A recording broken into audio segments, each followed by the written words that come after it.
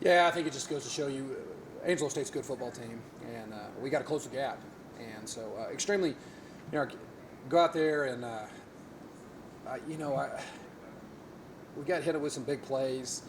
I thought we did an okay job offensively, especially against that good defense of Angelo State in the first half, and then, second half, I really think the pick six there in the third quarter kind of got us back on our heels, and we never did. It just never got over it.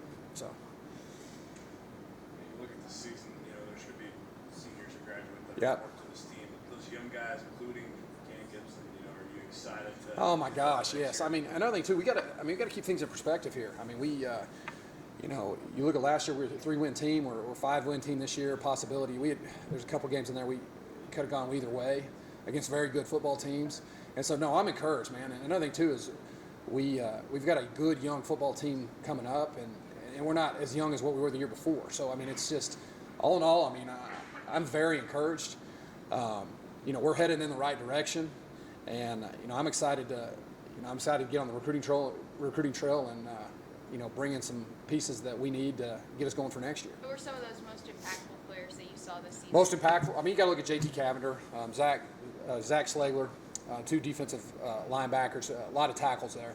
Another position you got to look at, I think you got to look at our receiver positions. Orion Stanton, Tucker Svoboda, both high impact guys.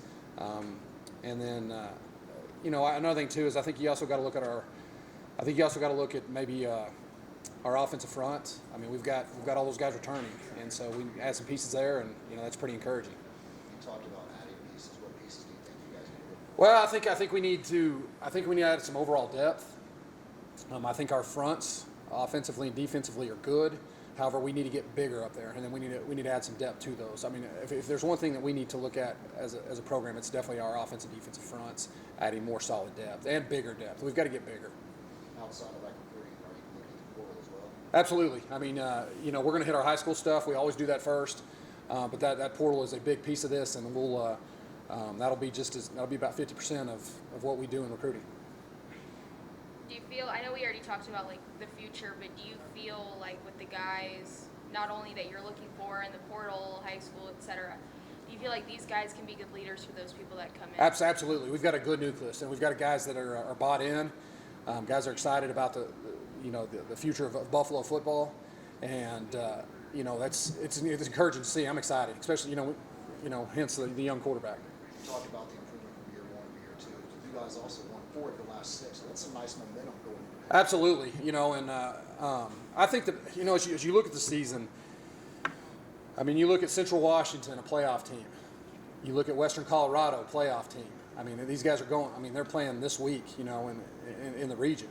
You look at Angelo State, playoff team. I think the thing that we have to look at as a football program, we've got to close the gap to those teams.